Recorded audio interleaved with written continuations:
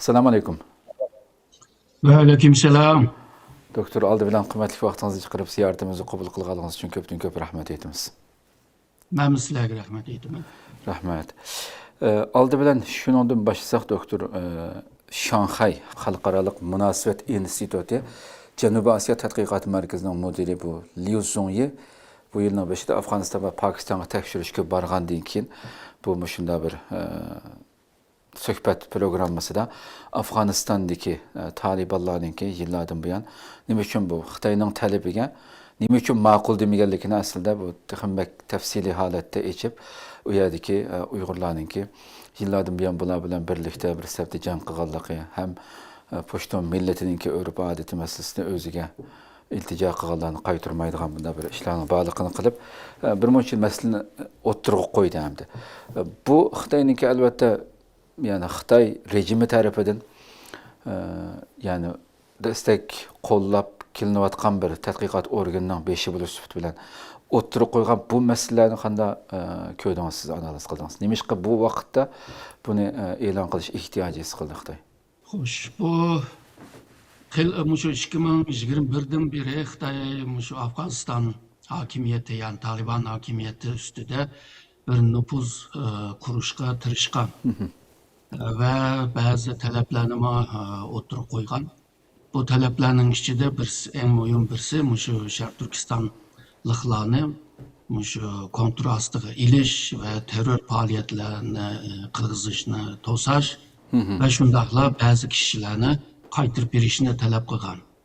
Ama hozirgacha mana 5 yil o'tib ketdi, Taliban hukumati texi Uyg'urlarni qaytirgani yo'q. Fakat Afg'onistonda yashayotgan Uyg'urlarga qarata ba'zi tadbirlarni aldı. Misalga chegaraga yaqin o'tagan Uyg'urlarni o'ttir rayonlarga mecburi yerleştirgen bo'ldi. Onundan başka teşkilatlarınki faaliyetlerini çekleşke tirishdi. Fakat Taliban bir teşkilatını to'samayotdi. Bu bo'lsa Daeshchininki bir qo'li bo'lgan Afg'onistonda hozirgacha yezlarda, tog'larda faoliyat elib berib, ba'zan şehirlerde hujum qilib, ba'zan Xitoy ishchilariga yoki amaldorlarga hujum qilgan bir ahvollar bor. Hamda bu Xitoyninki ko'zda Taliban hokimiyati bizning talablarimizni yeriga kelmayotdi, ya'ni buni ijro qilmayotdi. Shuningga bu Afg'onistonga sog'lom mablag'larni ba'zan to'xtatib, ba'zan boshlab degandek u ishni to'liq qilmayotdi. Bu Afg'oniston hokimiyatini biraz rahatsız qilgan taraf bor. Kengarak deydigan bo'lsak, misalga Pokiston Xitoy munosabati yaqin. Ama Pokiston bu Afg'onistonga hujum qilgan taqdirda Xitoy Afg'onistonga yan bosdi deb ko'rdi bu Afg'oniston hukumati.